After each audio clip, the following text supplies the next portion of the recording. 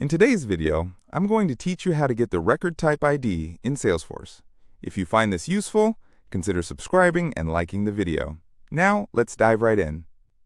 To start, open up your web browser and head over to your Salesforce account. Once you're logged in, we can get this process going. You should see the familiar Salesforce dashboard, which is our starting point. The first step is to locate and click on the gear icon. This icon is usually situated at the top right corner of your screen.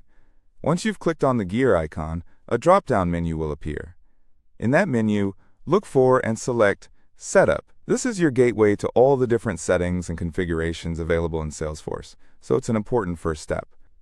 After you click on Setup, you'll need to navigate to Advanced Setup. For that, look for the option labeled Open Advanced Setup in the same drop-down. Clicking on this will direct you to a page where a plethora of setup options are available.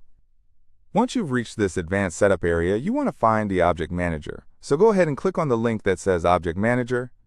This will lead us to where all the different objects in Salesforce are organized and where we can find specific record types for the objects we're working with. Now that you're in the Object Manager, take a moment to find the object you're interested in. The process involves selecting the specific object. Let's say it's the Account object, since that's a common one we work with. Simply click on Account to enter the account settings. Here's where it gets really interesting. With the account object selected, you'll see several options listed on the left side of the screen. One of these options will be Record Types. Go ahead and click on that. Record types are essential in Salesforce, as they allow you to differentiate the various types of records under the same object. Once you click on Record Types, you will see a list of the different record types linked to your account object. From this list, choose the specific record type for which you want to retrieve the ID. Click on that record type to view its details. Now, this is the final step to grab the record type ID. With the record type details open, look at the URL in your web browser at the very top of the page.